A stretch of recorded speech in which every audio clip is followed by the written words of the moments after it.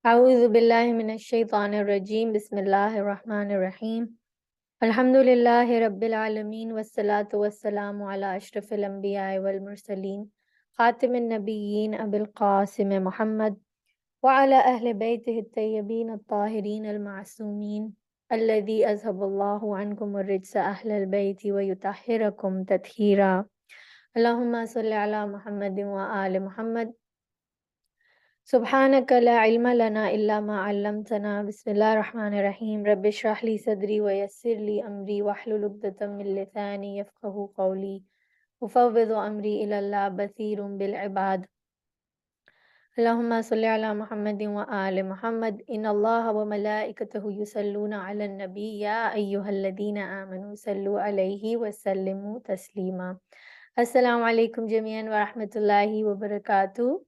Thank you again, everyone, for joining our sessions into our journey on the Ayatul Kursi. So last week, I feel like we had a great session talking about empowering the self and understanding how we have the power within us to live the life we want and bring the change that we want to see. And there is a very famous saying where they say, be the change you want to see. So there is a lot of power that lies within us, which needs to be discovered, understood, accepted, and then to find the way to use it, find the way to put it to action, find the way to understand it. It's like, in those movies where they show that Spider-Man gets the power and then the webs start squirting out everywhere and he doesn't know what to do with the power. So it's like we're discovering this power and we want to understand how we can use it in the best possible manner. Just a second, I want to get water for myself.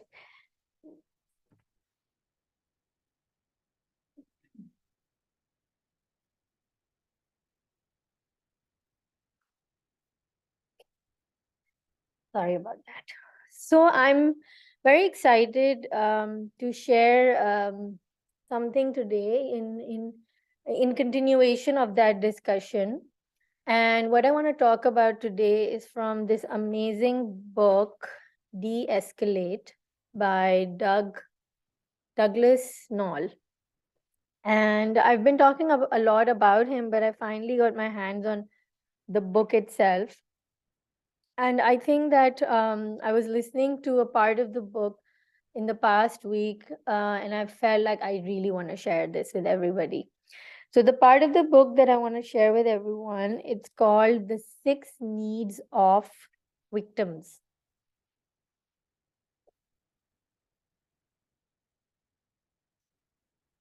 And sorry, I've had a throat infection in the past 1 week, so I'm a little out of breath. Okay, so the 6 needs of victims, and some of the words that I hear or read, they stay with me forever. And I think that one of those sentences over here, which I want to read, the victims, what do? They feel trapped. Victims feel trapped, allowing themselves to be disempowered by the other. Okay, let me repeat it again. Victims feel trapped, allowing themselves. Now, I think the key word in this sentence is allowing themselves to be disempowered by the other. And this is what the crux of the matter is. What do we believe? If we believe we are trapped, if we are going to give our power away, if we're going to allow ourselves to think that I am powerless, then we are powerless. And this is something that always makes me so excited, because the hadith which says, a hadith Qudsi where Allah subhanahu wa ta'ala says, I am in the opinion of my servant. So wherever we turn is the face of God, right? The situations in life, the people in our life, the experiences in our life, they're all from God. It is God who is sending all of these experiences and people into our life. Now, wherever we turn, we see God, and God is saying, I am in the opinion of my servant. That means whatever we're experiencing, we are forming a story about it in our minds. We can either tell ourselves an empowering story which serves us, or we can tell ourselves a negative default story. Why do I say default story? Because I keep reminding myself and everyone that by default we think negatively as human beings, because our ancestors needed this idea of fear to protect themselves, to think negative about the world to protect themselves. So, for example, our ancestors are sitting in a cave and they hear the rustling of the leaves. So, when they will hear the rustling of the leaves, what will they do? They'll get alerted and alarmed, and their hormones will now put them into an emergency mode, saying, "Get alert! Danger is near." If at that time our ancestors didn't get up, start acting to protect themselves, then wild animals could attack them, or wild animals could take their children away, or etc etc. It was a danger zone. But today we don't have that. However, I also want to share something I read online by this therapist called on Instagram. You should find this page called Holistic Psychology. Just opening the page. The Holistic Psychologist. Okay, it's by Dr. Nicole Lepera. So this is what it looks like. The Holistic Psychologist by Dr. Nicole Lepera.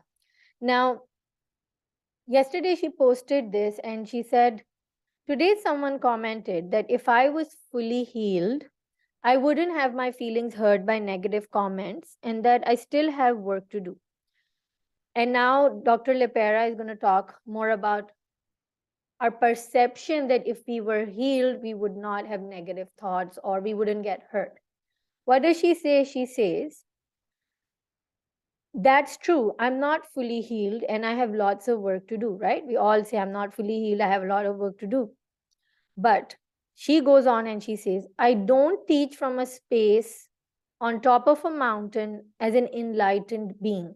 I teach from what I'm working through in my own life. I'm a flawed human. We experience life through our nervous system, a nervous system that works every waking moment to sense real or perceived danger. Okay, our nervous system is built into us as a security system. We need this security system. It's part and parcel of being human.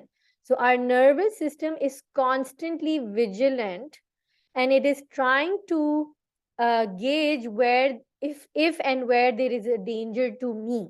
Okay. Then she says the danger can look like a mean comment, an insult from a coworker or a relative, or a sarcastic comment from a friend.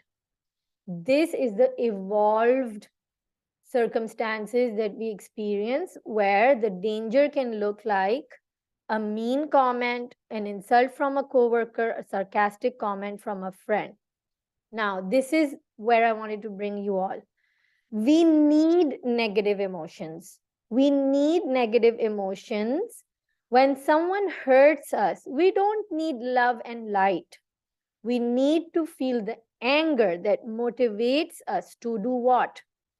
We need to feel the anger that motivates us to set boundaries, remove ourselves from abuse, and keep ourselves safe. So the negative emotions that emerge within us as a result of someone insulting us, disrespecting us, passing a sarcastic comment, it's going to lead for us to set some boundaries with this person, to remove ourselves from a place where we're probably being abused, and keep ourselves safe. So there is a purpose to these negative emotions that we experience. And if we were not feeling these emotions, for example, then we are at a danger where our sense of integrity and an independent life where we are only supposed to be answerable to God can be in danger. So, for example, someone wants to go into the field of farming, they want to become an agriculturist. That is their calling. They have, this deep passion for gardening and natural food, and perhaps they want to go into organic farming, something like that, right? And if their spouse says, no, this is all rubbish, this is just a new fashion of the new generation, all healthy eating and all of this, it is just a waste of money, all of that. Now, this person has a calling to save the planet, and the other person is disrespecting their calling. The other person is not letting them shine their light. The other person is not accepting their passion for doing something good. And they're kind of making them feel bad about their passion and calling. And if this person who wants to pursue organic farming, for example, if they give in, if they don't feel any negative emotions, if they don't feel like somebody's insulting their calling or passion or whatever, they're just going to abandon their calling. They're not going to do the good they were meant to do, the deep inner heart calling that God has put into their heart to serve humanity, to bring betterment into the world. So each one of us have to be careful that this system within us, which is there to protect us, it is not something which is an indication that I'm not healed. It is an indication that there is a system, an alarm security system, which is still functioning within me, which is taking me to my calling, which is taking me to my real self, to the perfection of who I am and where I need to be as a perfect human being. Now, what do we do when people insult us or disrespect us? The first step is to have an awareness of who I am, where I'm coming from, what is my intention, and then being aware of the fact that this person has just now disrespected me, mistreated me, passed a mean comment, and just being aware that this person has triggered me, just to be aware. When the Holy Prophet started his mission to do the good that he had to do, it's not like the resistance that came from his relatives didn't hurt him. Whether it was Abu Lahab, whether it was Abu Jahal, whether it was the Quraysh in Makkah who were creating obstacles for the Prophet, it wasn't painful for him to go through that opposition. But the awareness, I have a mission and these people are creating hurdles. There was an awareness. There was a distance between feeling the disrespect and then reacting to that disrespect. So that pause in the middle of the two occurrences become the point where we exercise our wisdom. So what did the Prophet do? He turned around and reciprocated with his enemy with pause, with stillness, with faith, with groundedness, and respect. He did not disrespect. He did not scream and shout. He did not treat anyone unfairly. How can I say that the Prophet was being hurt?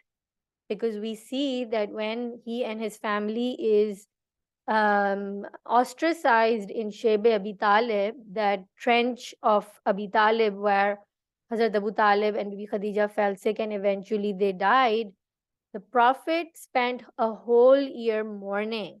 He was seen in pain and in grief. So it wasn't like his relatives weren't hurting. Hurting is part of it. But it doesn't mean that you would be healed only when the hurt goes away and you will have this flowing love even for your enemy. What healing is just an awareness of the pain. It is an awareness of the danger. It is an awareness of what am I experiencing right now cutting ourselves off and distancing ourselves and moving back and then watching. This is transpiring right now. This person has said this to me. Let me distance myself and observe and watch the situation, what is going on. Now, why and how do we become empowered to deal with these situations is when we can get out of the trance that we fall into. We often fall into the trance of victimhood. Why do I call it a trance? Because when we feel like victims, we feel trapped and we let go of the intrinsic godly power that Allah subhanahu wa ta'ala has given us. When that happens, we fall prey to feeling like I can't do anything to help myself. And now the other person can perpetrate whatever they want to perpetrate on me. So there is this allowing of giving away my power, which is an illusion. Feeling less empowered, feeling like I don't have the power to save myself is an illusion. That's why I'm calling it a trance, because now we are feeling like I don't think I can help myself. So in his book, De-Escalate, uh, Douglas Knoll says that many years ago, I attended a lecture by my friend and colleague, Erica Ariel Fox, and she talked about the 6 needs of victims. What are these 6 needs? So we feel these 6 needs as victims, and I want to share them with you. And while I share them with you, I want all of you to be very aware that we feel this need from the other person, which is where we are allowing them to have a power over us. Because we fall into the illusion that our need can only be fulfilled by that person. So if I'm thirsty and I start believing that I cannot quench my thirst, I can't go and get water myself and drink it, and only if someone else goes and gets me water, then my thirst will be quenched. That's me saying I don't have the power to help myself. So these are the 6 needs which we think we have when we fall into the victim mode. And so I want us to be aware in our day-to-day life that when we feel these 6 needs, it should bring our awareness slowly to the idea that, okay, wait a second, I'm feeling this need from the other person. Perhaps I have stepped into victim mentality. So the 6 needs are vengeance, vindication, validation, being heard, creating meaning, and safety. And I'm going to go through each one of them. So the author has explained vengeance in the most detail. The rest of them are quite short. And as part of the need for vengeance, he's written that when we imagine in our minds taking vengeance from the person who has victimized us, who has wronged us, a small amount of dopamine is released in our brain, which gives us the feeling of this pleasure, which is somewhat like what we experience when we have cocaine and heroin, which is addictive. So this feeling of pleasure that we feel when in our minds we're imagining taking revenge from someone. You must have noticed that a lot of times when someone says something to us, and at that moment we don't have the confidence or the wisdom or the presence of mind to reply to them right away, what do? We stay quiet and then we come home, and when we reiterate that incident to anyone at home, we say, I really felt like saying this to her and that to her and this to her and that to her, and I wish I had said this. And you know, there is this desire of like almost daydreaming and imagining a scenario where you could punch them back, where you could give to them back of whatever they've hurt you with, right? This is that part of our mind where the imagination, just the thinking of taking vengeance from the other person, releases small amounts of dopamine. But guess what? What does he say? He says, but when the retribution is exacted, what does that mean? When, for example, someone wronged us and we took them to the court and we win the case and they have lost. So when the retribution is exacted, when our plea for justice is given to us, what happens? We feel absolutely nothing. This is a biological study he's explaining. All this time when I was imagining taking revenge, I was feeling this dopamine high.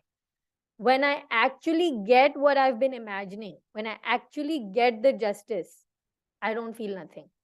There is no dopamine release when people win a case in the court. Okay, this is what he's saying. Now, it was difficult for me to believe this when I was reading it, but now he goes on and he explains. He says that even though justice has been given out, we feel as if it has not. I saw this effect play out over and over again in my trial lawyer days. I represented too many clients who, after winning a trial, remained disappointed and angry at the outcome, even though it was a legal victory. The win did not give them the release they were expecting. This was one of the main reasons I left the courtroom to become a peacemaker.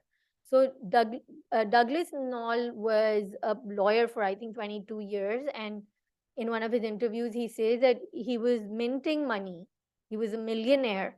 But again and again, he had this experience where he had a desire to bring justice to people. He wanted to see people happy and excited about getting justice, but he constantly saw this again and again that people would just not feel happy when they would win a case. So he said, wait a minute, something is not right. People are not satisfied with this. So what happens is that vengeance drives emotional behaviors, and what it does is that it flaws our decision making power, because we're so driven by the dopamine that gives us the pleasure of taking revenge and vengeance from the other person, that we stay under this effect. But and what it does is that it distorts our reality. We're so focused on going after the person who's victimized us. We want to take the revenge. It distorts the reality for us. And now this is something, the next sentence that he's saying, maybe you can write it down. It's one of those golden words which I found here, and it happens to most of us. What he says: in this distorting version of reality, when we are so driven by vengeance, the need to take vengeance, what happens? Peace is seen as weak. Peace is seen as weak. Negotiation is seen as capitulation on sacred values. What do we think? We think that if I give in, if I make peace over here right now, what am I doing? I'm giving up on my values. I'm being weak. I am not standing up for what I need to stand up for. I'm not standing up for justice. So peace is seen as weak, and negotiation is seen as a capitulation on sacred values. Vengeance is the first primal need of every victim. Why am I bringing this in? It is so important for us to see this as a worldwide pandemic. The worldwide need to say that we become warriors, we become the upholders of justice, we become the soldiers who fight for right and justice. When we feel like victims and we want to right the wrong that was done to us, then peace is seen as weak. We feel like agreeing to a truce is a sign of weakness. We feel like agreeing to a truce is equal to I'm agreeing with the person who has done injustice to me. And I have spoken about this in some gatherings over here locally, and I want to reiterate it over here. What do you think is the problem happening in Palestine and Israel? And why do you think we are lacking so much peace and harmony in our homes? The outer is a reflection of the inner. What is happening on a minuscule level in our homes is manifesting itself on a larger scale in the outer world, in our politics. So, you know, when we look at the situation in Palestine and Israel, I don't know if I've talked about it before, but I was listening to this video by Nas Daily. He's a brilliant guy who makes videos on important issues. And he was born in Israel, but he's a Muslim Palestinian, and he got an Israeli passport. Being a Muslim Palestinian, he's a Muslim born in Israel, he got an Israeli passport. And he wanted to highlight this, saying that it's not like everywhere, all the time, all the wrongs are being done. He says, I'm a Muslim, I was born in Israel, I have an Israeli passport, and I have access to all health facilities, I have access to all education facilities. I live like an Israeli citizen, even though I'm a Muslim. So it is very important to understand that there will always be two sides to the story. Now, what does he say? He says that I started campaigning for peace. Both sides are suffering, and both sides need to get peace. But this desire for vengeance, we were wronged. We need to be given justice. It is driving both the sides to keep fighting for years and years and years and years. Now, when I was listening to this book, De-Escalate, the author Douglas, he shares one of the first peacemaking cases that he dealt with. And it was a case of a husband and wife who had now separated for a while. They were divorced. And there was some $18,000 that were in their savings or fund or something. And that fund was allotted to the children when they would become adults. So the mother, because she was taking care of the children, used that money when the need had come. When the father found out that the ex-wife has taken those $18,000, he got very upset. He felt wronged and victimized and weakened by the steps that the ex-wife had taken. And what did he say?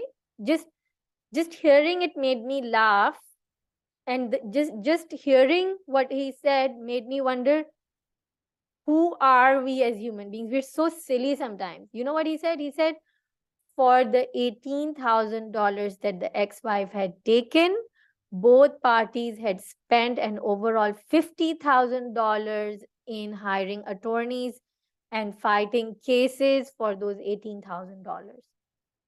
Do you see the absurdity? This is why I'm saying that we get stuck in the illusion, in the trance. We lose our reality check. The reality gets distorted. We feel wronged, we feel weak, we feel like we need retribution, but it is not going to bring us peace when we get justice. Why do I want to emphasize this idea? Even biologically, Allah subhanahu wa ta'ala has not kept any dopamine release when we get justice. He is the master of the day of judgment and justice. We need to leave that to him. What do we need to do? We need to become the bigger person who forgives. We need to become the bigger person who has faith that Allah will take care of my affairs. We need to become the person who can see the person in front of us who may be inflicting us, who may be paining us, and say, this person in front of me is an agency of God who has been sent to me to exercise my spiritual muscles. Okay? Now, coming back to this, what does he say? Peace is seen as weak. So, what does Nas Daily say? He said that when I started the movement in Palestine and Israel, that we don't want justice. He said this himself. And if I can find the video, I'll send it to you guys. He says it specifically. He said, I started to campaign that we don't want justice. We don't want right and wrong. We want a solution. The solution doesn't entail vengeance, doesn't entail vindication, doesn't entail proving who's right and who's wrong. He's saying we, as the generations of the Arabs living in Israel and Palestine who are suffering every day, we don't care about right and wrong anymore. We want peace. We want a solution.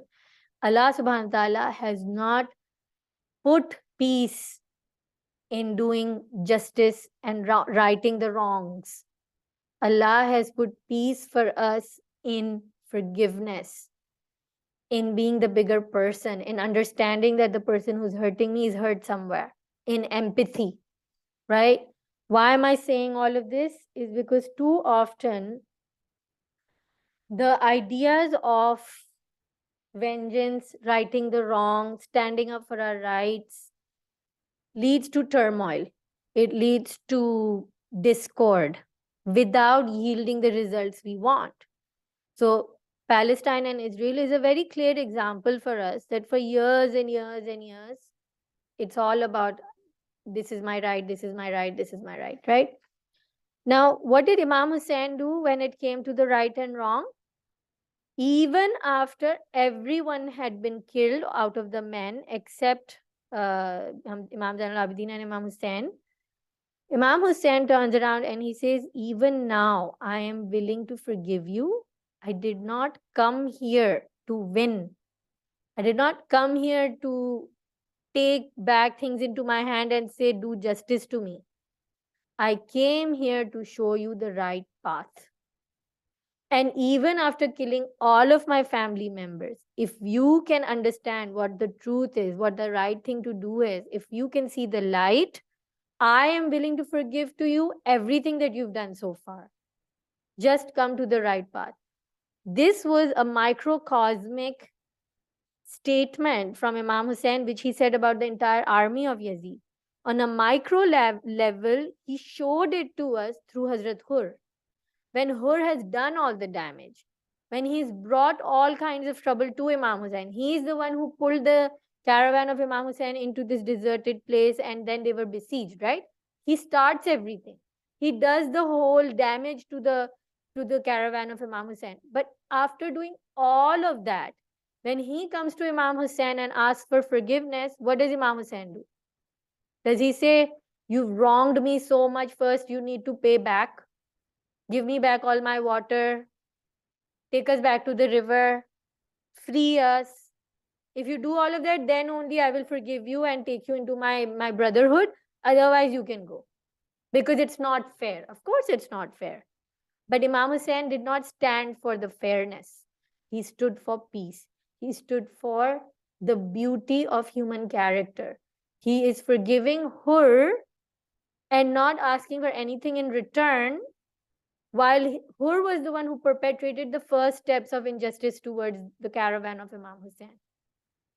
So when we come into a state of vengeance, we have a distorted vision of reality where the idea of revenge, it becomes bigger than everything else. Peace looks weak and we feel like our values are in danger. So this is the need of the victim. When we feel this, for example, please look it up, and if I find it, I will also share. There was a lady whose son was killed by a drunk driver, and she was upset at this person who killed her son. Her son was very young and he was killed by a drunk driver. So the perpetrator, the one who had who is the criminal, he had been put behind the bars. But for 10 years she couldn't forgive this boy. Okay? After 10 years, she said, I am so tired of holding this hatred within me for this boy. I think I want to forgive him now. I want to go and talk to him. So when she goes and talks to this boy, the boy cries and cries and cries and says, not a single moment has gone by that I have not regretted what I have done. And I really, really seek your forgiveness because I am your criminal. I have wronged you. I'm so sorry. And this lady had a shift when she talked and she met, and she decided that he said that, can I please hug you? The boy says, can I please hug you? And when they hugged, she says, something shifted in me, and they both cried and cried and cried. And after that, she forgave that boy. And guess what? She took on to herself the responsibility of this boy and made her into her son, and then looked after him. Why? Because peace and forgiveness give us a joy which is so altruistic, so above the measurement, the calculated need for justice, for the right and wrong. And we need to move past this, because why are we here? We are here for expansion of our soul. Why are we here? Because we want to bring out into the world and manifest to the world the goodness we hold within, right? So the first one was the need for vengeance. Whenever we notice that there is a need for vengeance within me, remember it is an egoistic trigger within me, and I am thinking that peace is less important, fight is more important, I have gone into a victim mode. I'm feeling trapped. I am feeling powerless, but it is because I'm allowing it. I am the one allowing myself to feel trapped and disempowered. Okay? And that moment of awareness can bring the power back to us. Okay, second is vindication. Vindication is the need to be right. Victims often feel like they have been wronged, and so there is an intense need for vindication. This need drives people to lawsuits for the simple and sole reason of proving that they are right and the other person is wrong. So, have you noticed when children come to us fighting, siblings, and they'll say, but you have to punish her because she did this to me. And the other one will say, no, I didn't. And she'll say, no, you have to, you have to. And sometimes what happens is that, for example, if one child has taken a t-shirt from the other child and you take the shirt and you give it back, even then the child will say, so that's it. You're just going to take the t-shirt back from her. You're not going to punish her for what she did. Is that all you're going to do? You must teach her a lesson. She wronged me. So now the need for punishment is not because you're asking for what is rightfully yours. You're actually demanding a punishment for the other person because you want to announce to the world that you were wronged. You have a need to be proven like the person who was victimized. Who are the people who, you and I first of all, myself, there are moments where I feel that way too. But this is the need where people demand statements. I demand a statement from, I guess, the Muslims will demand it from the Danish cartoonists. We demand a statement of apology from them. We demand statements because we want and we have this desire to be proven right and to be announced to the world that we are right. Why does that need happen? Because we're feeling like a victim. Muslims feel like victims. That's why they constantly ask for apologies all the time. If you are right And if what you're doing, you're confident about it, let people say whatever they're saying. They can say whatever they want to say about the prophet. They can do whatever they like to do. In the end, when it comes to the truth and the righteousness, if they say anything, will it change anything about the prophet? Them saying something about the prophet which is disrespectful doesn't create that flaw in the personality of the prophet. It's not there in him. Truth always speaks for itself. When we feel secure, we don't need vindication. We don't need announcements, statements, public apologies, because it doesn't matter. Truth stays truth no matter what we say and whatever we don't say. So, this ridiculous lawsuit where for $18,000, this husband and wife, ex-partners, they go in and they spend $50,000 over a feud over $18,000. Why did that happen? Only and simply because the husband had a need to prove that the wife was wrong. Only for that. Otherwise, it was not serving any purpose.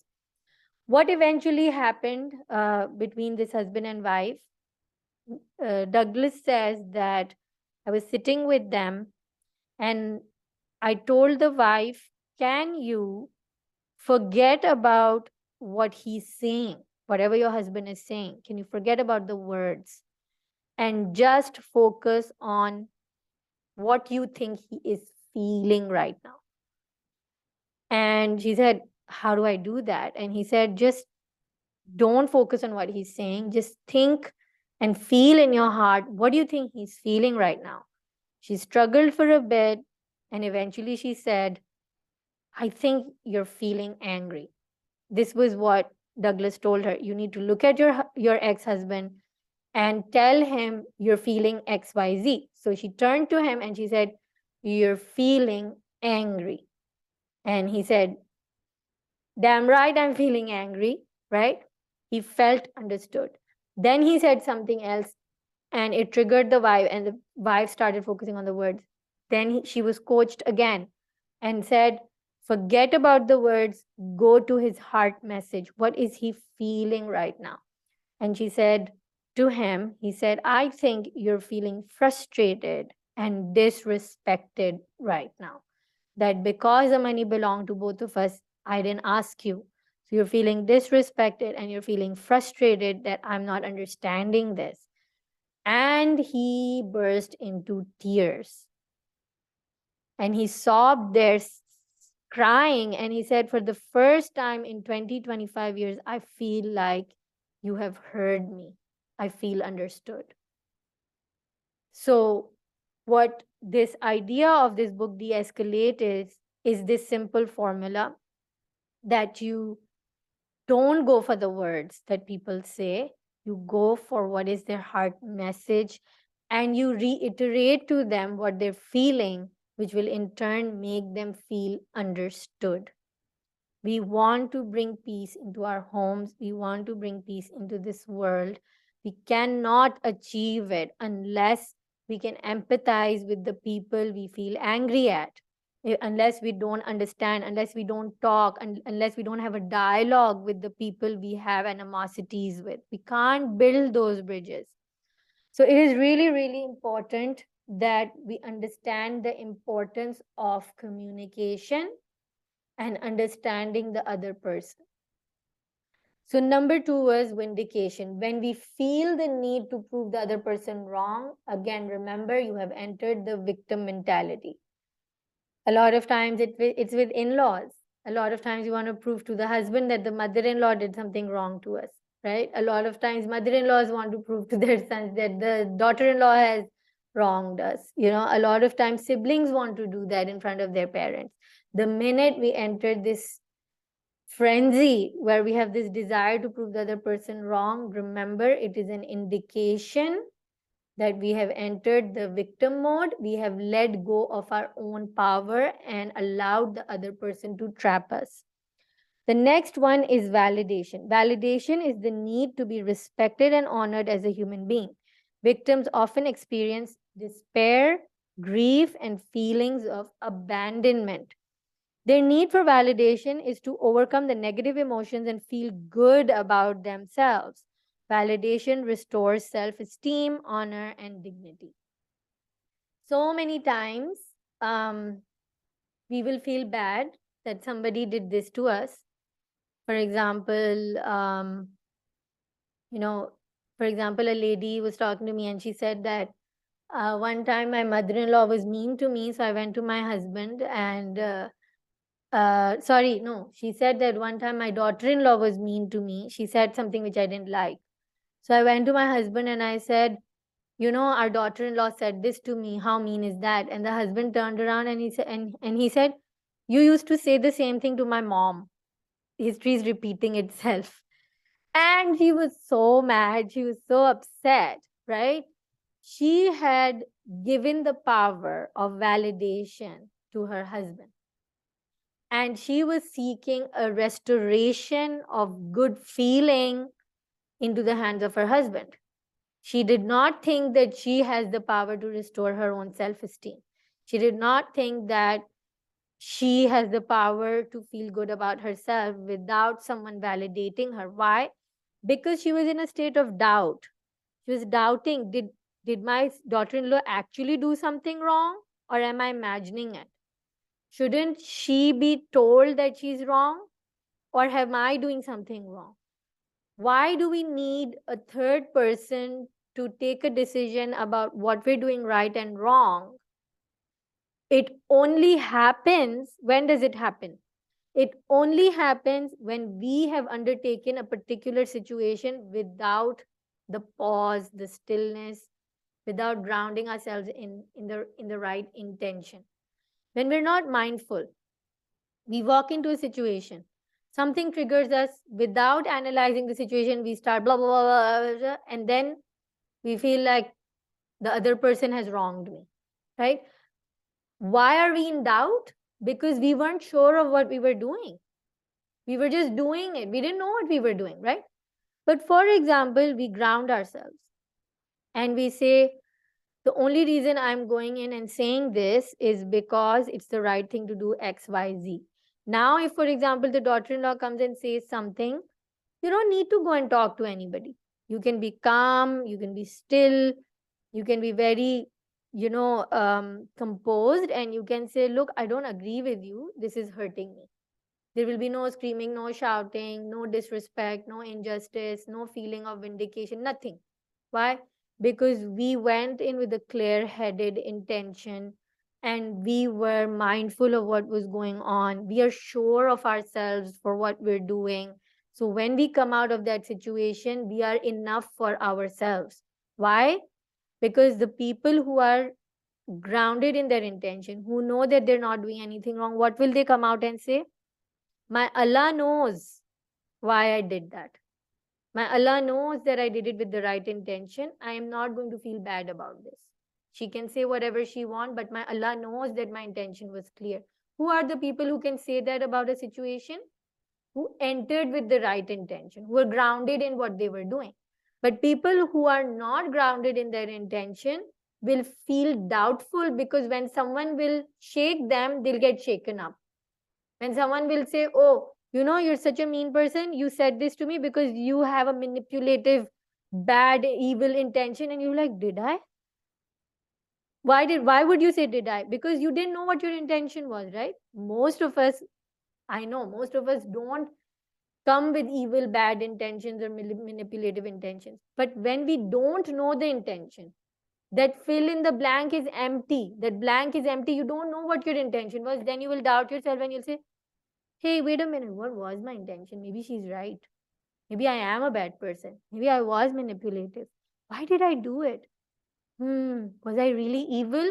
And we go into a guilt trip, we go into a self blame, we go into a self, sabotaging conversation with ourselves. And now to come out of that doubt, we need a third party to validate to us, no, you know what, you're a good person. I know you don't do with anything with bad intention. So this lady was looking for her husband to validate and say, I've lived with you for 30 odd years or whatever, and I know you're a good person. I'm sure you did not do a bad thing. She was hoping that the husband would say this.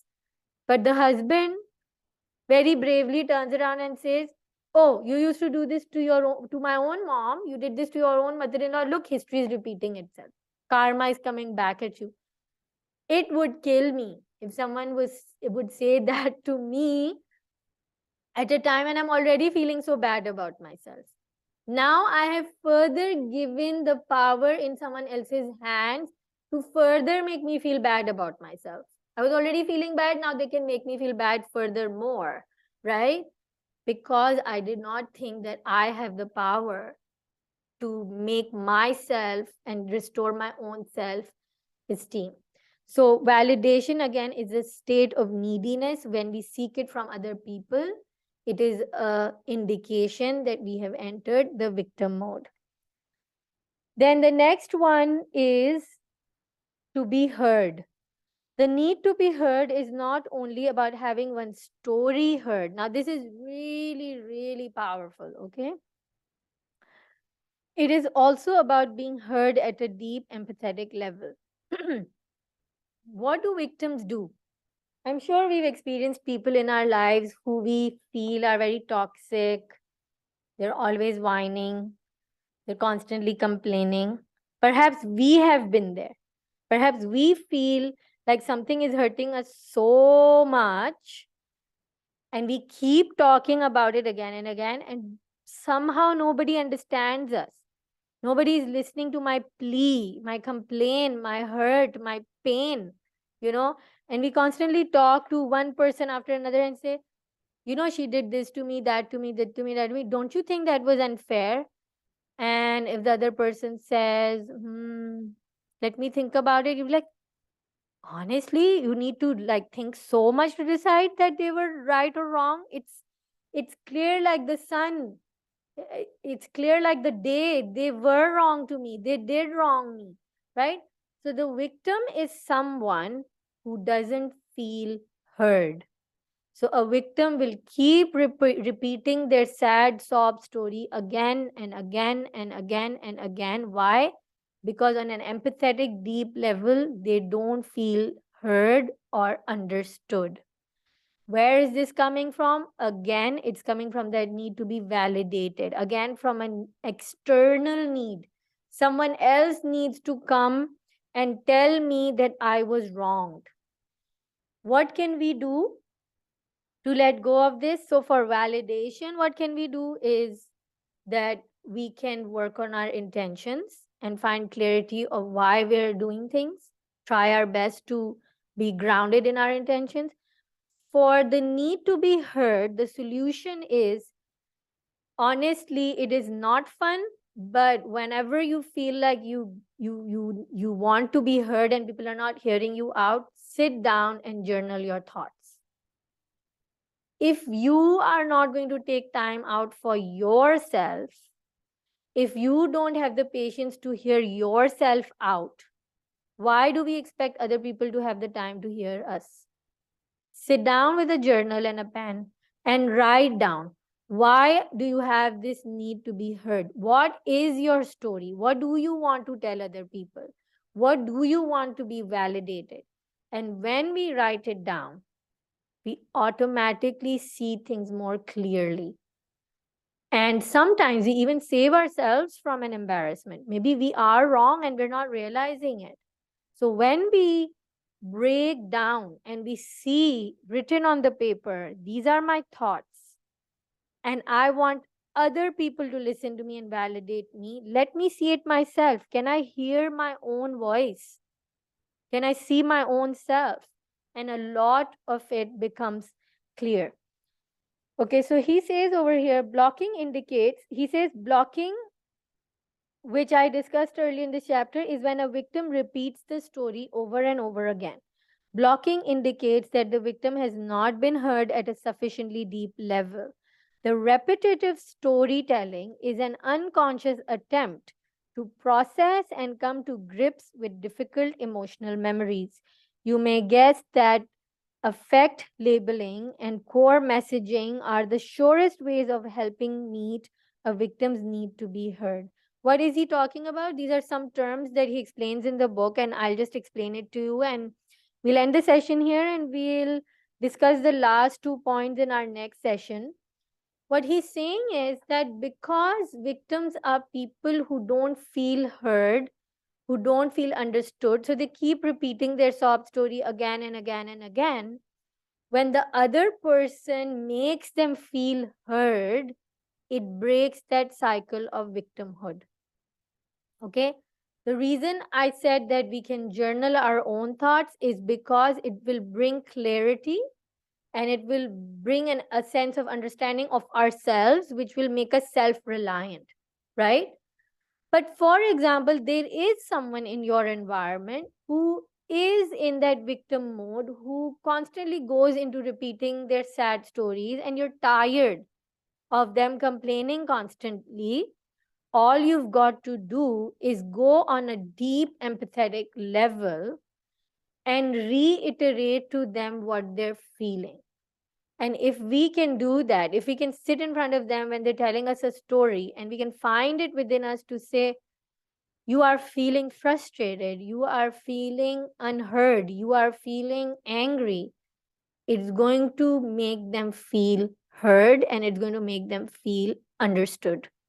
And when we make someone feel understood, they will stop repeating that story, most probably because now they feel like finally someone is understanding me.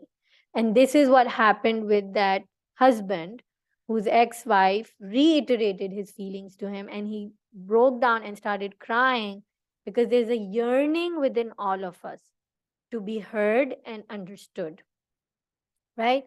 So with these realizations, with this understanding that when there's a need for vengeance, when there's a need for vindication to be proven right, when there's a need that someone validates us, when there's a need that someone must hear us, they're not listening to me, these are all indications that we have given our power away and we are expecting someone else outside of us to heal us. And what is the danger in doing that? That the other person may take 100 years before they realize that we're waiting for them to heal us. The other person may take centuries to understand, how do I heal this person? Everybody is not a therapist, right? So we don't know when that healing will come from that other person because we can't control anyone other than ourselves. So we need to understand that if I wait and sit around and wait for other people to come and heal me and fulfill my needs, then I might just waste my entire life waiting for them, filled with resentment, anticipation, expectations, and anger. And we don't want to live that kind of life. We want to be empowered and we want to feel like I'm not a victim. I am Karamna Bani Adam. I am the one honored by God. I am the one who is Khalifatullah. Allah subhanahu wa ta'ala is the most powerful and He's endowed me with a lot of power that I hold within me. So, akhiru dawana and alhamdulillahi rabbil alameen. We conclude our session here and we put our hands up to make a concluding dua to Allah subhanahu wa ta'ala. Oh Allah, we try and we learn and we study and we discuss, but you are the one who can help us absorb and practice this. Oh Allah, we try and we read and we try to meditate and we try to breathe and we try to do all sorts of things. But oh Allah, you are the one who can make it possible for all of this good to get assimilated into our character, into our personality, into our everyday actions. Every day there are moments, Allah, where we lose ourselves and we don't behave our best. And as a result, we do things that we regret. Oh Allah, guide us. Show us the light when we're in the middle of the situation. Bring that pause within us. Bring that stillness within us. Bring that groundedness within us that can lead our way into wisdom and serenity. Ameen Ya Rabbal Alameen. Thank you so much, everyone, for your patience and for your sohbat and for your presence. I'm really grateful. Thank you so much and have a lovely weekend. And if you have any questions, you can get through to me on WhatsApp, email, however you would like to connect. Although I am more active on WhatsApp, so that'll be better. All right, everyone, please remember me and my family in your prayers. Thank you. Thank you for your message. I've just got a rush now, so I'm gonna go. But I would love to hear from you guys. Please keep us in your prayers. Take care. Khudafiz. Thank you, Zara Auntie, for keeping your camera on. I loved it. Thank you. Thank She wasn't here, so I had to be her representative. I loved it. Thank you. You did a good Okay. job. Love this. Thank you. It was amazing. Amazing. Thank you. Thank you. Okay. Khudafiz. Khudafiz. That is. Thank you, Sukena. Khudafiz.